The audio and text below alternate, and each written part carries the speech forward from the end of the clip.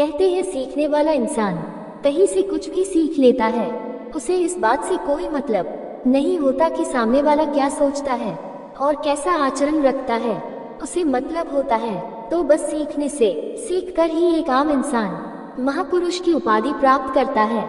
जीवन में कई ऐसी घटनाएं होती हैं जो हमारी ज्ञान की आंखें खोल देती हैं और हमें आध्यात्मिक ज्ञान की प्राप्ति होती है।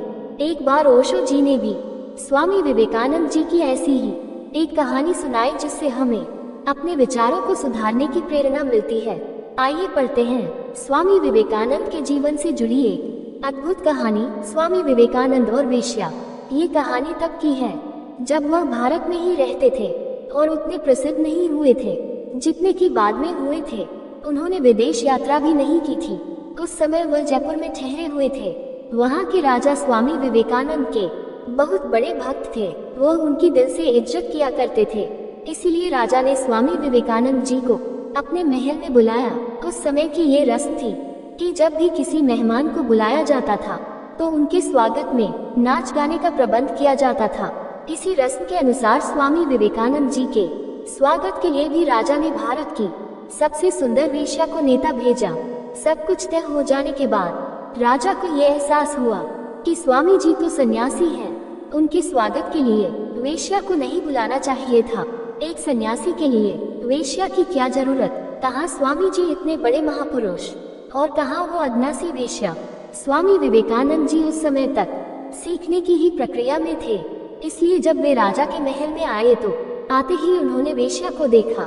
वेश्या के बारे में पता लगते ही स्वामी विवेकानंद जी उसी समय एक कमरे में गए और खुद को कमरे के अंदर बंद कर लिया।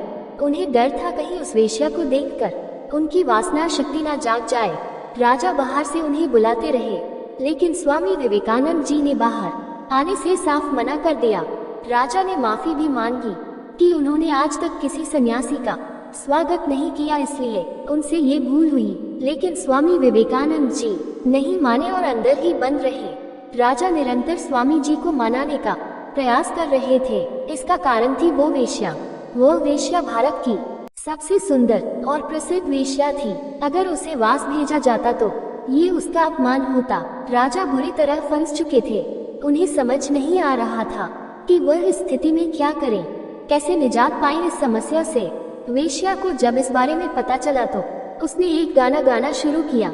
उस गाने में उस वेश्या ने कहा कि उसे पता है कि वो उनके लायक नहीं है, लेकिन वो तो थोड़ी दया दिखा सकते हैं। वो तो सड़क की धूल भर है, पर उसके लिए वो निर्दयी क्यों है। वो तो अज्ञानी है, पापी है, लेकिन स्वामी जी तो ज्ञानी हैं। उन्हें एक वेश्या से कैसा डर। इतना सुनने भर की ही देर थी। स्वामी विवेकानंद जी को इस बात का आभास हुआ कि वो डर क्यों रहे हैं। एक वेश्या से उन्हें किस बात का डर है। ऐसे तो छोटे बच्चे डरा करते हैं। उनकी समझ में अब तक आ गया था कि वह डर उनके जीवन में नहीं बल्कि मन में था। उन्हें पता लग गया था कि उन्हें उस वेश्या के प्रति होने वाले आकर्षण को अपने मन से निकालने से ही उन्हें मानसिक शांति प्राप्त हो जाएगी। ये ज्ञान प्राप्त करने के बाद उन्होंने दरवाजा खोला और उस वेश्या के पास जाकर उससे कहा कि अब तक जो उनके मन में डर था वह उनके मन में बसी वासना का डर था, जिसे उन्होंने अपने मन से बाहर निकाल दिया है। इस चीज के लिए प्रेरणा उन्हें उस वेश्या से ही मिली है। उन्होंने उस वेश्या को पवित्र आत्मा कहा, जिसने उन्हें एक नया ज्ञान दिया। इस ज्ञान की प्राप्ति के बाद स्वामी विवेकानंद जी ने आध्यात्मिकता की एक नई ऊंचाई प्राप्त की, जिससे वह संपूर्ण विश्व में प्रसिद्ध हो गए। स्वामी विवेकानंद जी की इस कहानी से सीखने को तो यही मिलता है। हमें इस बात का ज्ञान होना चाहिए कि हमें संसार में वही दिखता है जो हम देखना चाहते हैं।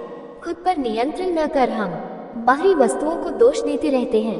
अपनी इंद्रियों पर नियंत्रण पाकर हम भी जीवन की उन ऊंचाइयों पर पहुंच सकते हैं जिसको सब नामुमकिन मानते हैं। दुनिया में असंभव कुछ भी नहीं।